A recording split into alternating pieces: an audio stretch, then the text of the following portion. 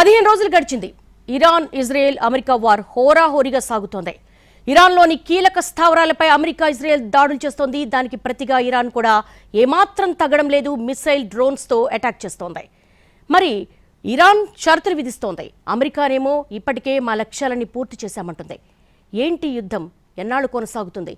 ఇప్పటికే ప్రపంచం ఆర్థిక సంక్షోభంలో కూరుకుపోతోంది. ఏం జరగబోతోంది? ఫరెవర్ వార్గా మారబోతోందా? దీనికి సంబంధించి ప్రముఖ రాజకీయ విశ్లేషకులు ప్రొఫెసర్ నాగేశ్వర్ గారు మనతో పాటు ఉన్నారు. వారిని అడిగి మరిన్ని అనాలిసిస్ తీసుకుందాం. నాగేశ్వర్ గారు నమస్తే. నాగేశ్వర్ గారు, 15 రోజుల నుంచి వార్కు సంబంధించి చాలా కీన్గా మీరు అబ్జర్వ్ చేస్తున్నారు, అనేక విశ్లేషణలు చేస్తున్నారు. ఒక 3 రోజులతో ముగిసిపోతుంది అయతుల్లా ఖమేనీ మరణం తర్వాత అనుకున్నారు. కానీ అన్ప్రెడిక్టబుల్గా వార్ కొనసాగుతూ ఉంది. ఏంటి ఈ వార్లో ఎవరు గెలిచినట్టు, ఎవరు ఓడినట్టు? ఏ వార్లో కూడా ఎవరు గెలవరు. ఆఖరికైతే అందరూ ఓడిపోతారు. జరిగేది అదే. ఇప్పుడు అమెరికా చేసిన యుద్ధాల చరిత్ర తీసుకుందాం. 2000 ఒక లాస్ట్ 25 ఇయర్స్ హిస్టరీ తీసుకుందాం. 98లో ఇరాక్ వార్ యాక్ట్ ఒకటి అమెరికన్ పార్లమెంట్ చేసింది. దాంతో ఇరాక్పై యుద్ధం చేశారు. ఏమన్నా ఇరాక్లో ఎవరు గెలిచారు? ఏం చెప్పారు? వెపన్స్ ఆఫ్ మాస్ డిస్ట్రక్షన్ ఉన్నాయి, జన విధ్వంసక ఆయుధాలు, వాటిని తొలగిస్తామంటూ వెళ్ళారు. ఇప్పటి వరకు ఒక్క జన విధ్వంసక ఆయుధాలు పక్క పెట్టండి. లక్ష బాంబులను కనుక్కున్నారా? దీపావళి బాంబులు కనుక్కున్నారా? ఇప్పటి వరకు ఇరాక్లో మీకు ఎక్కడ చూపెట్టారు? మనకు లేదు. ఇవాళ సేమ్ మళ్ళీ ఇరాన్ పైన ఏమంటున్నారు? న్యూక్లియర్ ఆర్మ్స్ ఉన్నాయి ఇరాన్ దగ్గర, అందుకొరకు మేము అటాక్ చేస్తున్నాం అంటున్నారు. ఆ రోజు ఇరాక్ పైన వెపన్స్ ఆఫ్ మాస్ డిస్ట్రక్షన్ బూచి చూపెట్టి అటాక్ చేశారు. ఇవాళ ఇరాన్ పైన అదే weapons of mass destruction, nuclear arms, ఆ పదం వాడతలేదు. ఎందుకంటే ఇరాక్లో వాడారు కనుక చాలా అప్రతిష్ట ముటగట్టుకుంది అమెరికా కనుక. ఇప్పుడు వెపన్స్ ఆఫ్ మాస్ డిస్ట్రక్షన్ పదం WMD అని వాడకుండా న్యూక్లియర్ ఆర్మ్స్ అంటున్నారు. ఇప్పటి వరకు ఇరాన్ అణ్వాయుధాలు తయారు చేసుకోలేదు అని ఇంటర్నేషనల్ అటామిక్ ఎనర్జీ ఏజెన్సీ చెప్తోంది. బరాక్ ఒబామా ప్రెసిడెంట్గా ఉన్నప్పుడు అమెరికా ఒప్పందం కుదుర్చుకొని IAEA పర్యవేక్షణలోకి ఇరాన్ న్యూక్లియర్ ప్రోగ్రామ్ని తీసుకొచ్చింది. సో ఆ తర్వాత మీకు ట్రంపే దాని నుంచి బయటికి వచ్చాడు. ఒమన్ మీడియేషన్తో చర్చలు జరిగినాక ఒమన్ ఫారెన్ మినిస్టర్ అమెరికా స్పష్టంగా చెప్పాడు, దాదాపు అమెరికా షరతులన్నింటినీ ఇరాన్ అంగీకరించింది, ఇరాన్ తన అణు కార్యక్రమాన్ని వదిలేస్తుంది అని. మరి ఎందుకు యుద్ధం చేస్తున్నాడు ఎవరికీ తెలియదు. సో జూన్ 2025లో వార్లో న్యూక్లియర్ ఆర్మ్స్ ఫెసిలిటీ కంప్లీట్గా ఆబ్లిటరేట్. ట్రంప్ ఎప్పటికో పదం వాడతాడు. అమెరికన్లకు ఇంక్రెడిబుల్ అన్న పదం రెగ్యులర్గా వాడతారు. ట్రంప్ వాడే పదం ఆబ్లిటరేట్. సర్వనాశనం అయిపోయింది అని.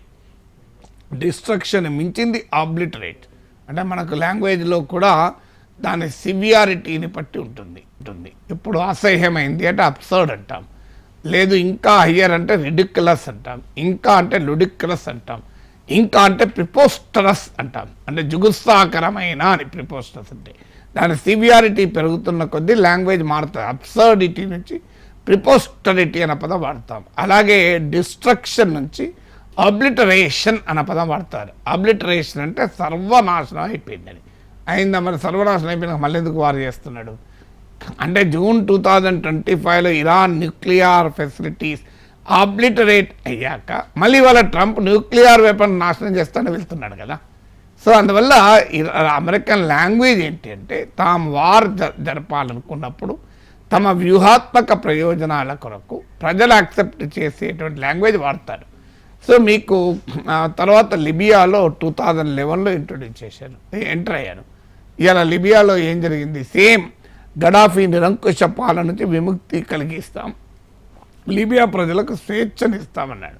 బరాక్ ఒబామా తర్వాత ఏమన్నాడు? It was the biggest mistake of my presidency అన్నాడు. నేను అమెరికా అధ్యక్షుడిగా ఉన్న సమయంలో చేసిన అతిపెద్ద పొరపాటు అన్నాడు. ఎప్పుడు 2011లో నాశనం చేస్తే, ఆ దేశాధినేతను చంపేస్తే, దేశాన్ని 2 ముక్కలు చేస్తే, దేశం కుక్కలు చింపిన విస్తరైనాక ఇట్ వాజ్ అ మిస్టేక్ అంటాడు. So what is this kind of a mistake? ఒక దేశాధినేత, అది ట్రంపే, మీకు ఒబామా చెప్పిన మాట నేను చెప్పింది కాదు. ఆఫ్ఘనిస్తాన్ ఏమన్నారు? September 11 దాడుల తర్వాత WTC వరల్డ్ ట్రేడ్ సెంటర్ పైన మేము తీవ్రవాదంపై దాడి చేస్తున్నామని చెప్పి తీవ్రవాదాన్ని అంతం చేస్తామని చెప్పి ఆఫ్ఘనిస్తాన్కి వెళ్ళారు. ఏమైంది? 20 ఏళ్ళు అక్కడ ఒక ప్రభుత్వాన్ని ఏర్పాటు చేశారు, అన్ని రకాలుగా సహకరించారు. ఫైనల్గా ఫైన్ మార్నింగ్ మొత్తం మూటాముళ్ళ సదురుకొని అమెరికా వెళ్ళిపోతే ఇలా తాలిబాన్లు తిరుగులేని పవర్. అప్పుడన్నా కనీసం ఫస్ట్ టైం తాలిబాన్ల పవర్లోకి వచ్చినప్పుడు హమస్సా మసూద్ నాయకత్వంలో నార్థన్ అలియన్స్ అని ఒక ప్రతిఘటన ఉండే. ఇప్పుడు ఏ ప్రతిఘటన లేదు. Complete Afghanistan commander Taliban control. మరి what did America achieve in this? ఇప్పుడు 3 వారు చెప్పాను, ఏమీ సాధించలేదు. ఇప్పుడు ఇరాన్ వార్లో ఏం చెప్తున్నారో మళ్ళీ అవే 3 చెప్తున్నారు. 1 weapons of mass destruction, nuclear arms. 2 తీవ్రవాదం అంటే ఆఫ్ఘనిస్తాన్లో వాడిన పదం. 3 గడాఫీ సద్దాం హుస్సేన్ల విషయంలో వాడిన పదం నిరంకుశ పాలన. ఈ 3 ఏది మళ్ళీ అవే అబ్జెక్టివ్స్తో ఇరాన్లో వార్ మొదలుపెట్టారు. సో అల్టిమేట్గా ఏ లక్ష్యాలతోనైతే ఏ కారణాలైతే చెప్పారో ఆ కారణాలతో యుద్ధాలు చేయలేదు. రియల్ యుద్ధాలు వెనకాల అమెరికన్ ఆధిపత్యం ఆలోచన అనేది స్పష్టంగా అర్థమైంది. పోనీ ఈ వార్లో ఏం ఎప్పుడు ఏది ఆబ్జెక్టివ్ ఏంటి, ఎగ్జిట్ స్ట్రాటజీ ఏంటి? So what will you achieve? Regime change. ఇప్పటికీ కాలేదు. అదే ఖమేనీ తర్వాత ఖమేనీ కొడుకు అంతకన్నా హార్డ్ లైనరు. పోనీ ఇరాన్ ప్రజలు తిరగబడి ప్రభుత్వాన్ని తమ చేతుల్లోకి తీసుకుంటున్నారు, అది జరగలేదు. పోనీ ఇరాన్లో మీకు న్యూక్లియర్ అండ్ మిసైల్ కేపబిలిటీ నాశనం చేస్తూ ఉన్నాడు, అది జరగలేదు. So what the Trump achieve in Iran war అంటే యాజ్ ఆఫ్ టుడే నథింగ్. ఏంటి అచీవ్? 1300 మంది చనిపోయారు, 160 మంది చిన్నారుల పైన దారుణంగా వాళ్ళ బాంబులు వేస్తే చనిపోయారు. ఇరాన్ ఇన్ఫ్రాస్ట్రక్చర్ నాశనమైంది. దుబాయ్ ఇమేజ్, బ్రాండ్ ఇమేజ్ అంతా దెబ్బతిన్నది. ప్రపంచంలో ఆయిల్ ప్రైసెస్ పెరిగాయి, ఎల్పిజి సంక్షోభమైంది. మన గప్చుప్ బండుల నుంచి మొదలుకొని మిర్కా బజ్జీల వండే వరకు మూతపడుతున్నాయి. మీకు ఈటరీస్ మూతపడుతున్నాయి. చిన్న చిన్న కంపెనీలు బిజినెస్లు దెబ్బతింటున్నాయి. ప్రపంచానికి మరింత అన్సేఫ్ అయింది. అమెరికాలో కూడా ఈ మధ్య లాస్ట్ 72 అవర్స్లోనే 2 తీవ్రవాద ఘటనలు జరిగాయి. The world has become insecure, unsafe and world has become chaotic కదా. ట్రంప్ వార్లో సాధించింది ఏంటంటే ఇదే. నాగేశ్వర్ గారు, మీరు ఇప్పుడు ప్రస్తావించారు 167 మంది పిల్లలు అని. అసలు ఒక వార్లో కోడ్ ఆఫ్ కండక్ట్ ఉండదా? గొడవ ఖచ్చితంగా ఉండాలి. అదే దానికి ఏమంటారు, కొలేటరల్ డ్యామేజ్ అనే పదం వాడతారు. వార్ లాంగ్వేజ్ అది. Collateral damage, carpet bombing, human rights protection, regime change, ఇవన్నీ వార్ లెక్సికాన్ అంటారు. అంటే యుద్ధ క్షేత్రంలో వాడే డిక్షనరీ ఇది. సో రెజీమ్ చేంజ్ మీకు ఈ లెక్సికాన్లో భాగంగా కొలేటరల్ డ్యామేజ్ అంటారు. అంటే ఒక పెద్ద ఒక గొప్ప ప్రయత్నం జరుగుతున్నప్పుడు చిన్న చిన్న త్యాగాలు తప్పవు అని. సో అందువల్ల but it's a clear violation. ఎందుకు జరిగింది అంటే ఇలా ఒక రాంగ్ డేటాతోని అమెరికా అటాక్ చేసింది. అంటే అమెరికా ఏంటంటే గ్రౌండ్ ఫోర్సెస్ పంపించదలుచుకోలేదు, అది ఇంకా ఆ స్టేజ్ రాలేదు, భవిష్యత్తు ఈ ఏరియల్ బొంబార్డింగ్ చేయాలి. ఇంటెలిజెన్స్ సమాచారంతో, electronic intelligence, human intelligence, military ఇంటెలిజెన్స్తో చేస్తారు. అక్కడ నావెల్ బేస్ ఉంది అని అనుకున్నారు, మిలిటరీ బేస్ ఉందని అని అటాక్ చేశారు. కానీ అది గర్ల్స్ ప్రైమరీ స్కూల్, దాంతో 160 చనిపోయారు. కానీ అదే మీకు అమెరికాలో 2 చనిపోయినా అదొక పెద్ద ప్రపంచానికి విషాదగాథ. కానీ ఇరాన్లో 160 మంది చనిపోయినా కాదా, ఎక్కడైనా ప్రాణాలే కదా. అమెరికాలో కూడా 2 చనిపోవడం మనం కోరుకోం కదా. ఇజ్రాయిల్లో 1200 మంది చనిపోతే ప్రపంచమంతా హమస్ను తీవ్రవాది, దుర్మార్గం అన్నారు. మరి పాలస్తీనా వాళ్ళు 72,000 మందిని ఉచ్చకోతకు వస్తుంది ఇజ్రాయిల్. మరి నెతన్యాహు ప్రజాస్వామ్యవాది అయ్యాడు. అందువల్ల వార్ లెక్సికాన్లో నువ్వు ఎటువైపు ఉంటావు అనేది డిసైడ్ చేస్తుంది తప్ప నీకు నిజంగా మరి ఆ చిన్నారులు ఎలా చనిపోతే సాధించింది ఏంటి? ట్రంప్ కనీసం ఒక క్షమాపణ, రిగ్రెట్ అంటే అయిపోతుందా?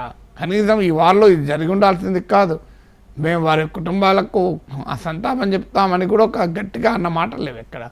అంటే నీకు థర్డ్ వరల్డ్ కంట్రీస్ ప్రజల ప్రాణాలంటే ఏ రకంగా చిన్న చూపు అనడానికి ఇది ఒక క్లాసిక్ ఎగ్జాంపుల్ కదా. నాగేశ్వర్ గారు, అంటే 167 మంది పిల్లలు చనిపోయారు. నో స్ట్రైక్ లిస్ట్ అని ఉంటుంది వార్లో. అంటే హాస్పిటల్స్ కానీ, రిలీజియస్ ప్లేసెస్ కానీ, స్కూల్స్ కానీ వీటి మీద అటాక్ చేయకూడదని. కానీ అమెరికా ఈ స్థాయిలో అటాక్ చేసి 167 మంది పిల్లల్ని పొట్టన పెట్టుకున్న తర్వాత అంటే అమెరికాని ఎవరు ప్రశ్నించలేరా? అమెరికా ఎవరికి జవాబుదారి కాదా? ఎందుకంటే జెనీవా ప్రోటోకాల్ గురించి చాలా బహిర్గతంగా మాట్లాడుతుంది కదా. అంటే అసలు ఇందులో ఏ వారం అమెరికన్ కాన్స్టిట్యూషనే ఈ వారిని అంగీకరించదు. వేరేదేంటి, అమెరికా రాజ్యాంగమే ఒప్పుకోదు. అమెరికా రాజ్యాంగంకే ఇది వ్యతిరేకం ఈ చట్టం. సో అమెరికన్ కాంగ్రెస్కు ఇన్ఫార్మ్ చేశారు. ఇప్పుడు అమెరికన్ కాంగ్రెస్ రాటిఫై చేయకపోతే ఈ వారే ముందుకు సాగదు. తర్వాత అన్ని international government fundamental point UN charter ఏం చెప్తోంది, నేషనల్ సావర్నిటీ అనేది ఐక్యరాజ్య సమితిలో కీలకమైంది. ఇరాన్లో ఉన్న ఇస్లామిక్ రెజ్యూమ్ని ఎవరూ సపోర్ట్ చేయరు, అదొక దుర్మార్గమైన ఇస్లామిక్ పాలన, దాన్ని చెప్పాల్సిందే. కానీ యుఎన్ చార్టర్కు సావర్నిటీ ఉంటుంది కదా.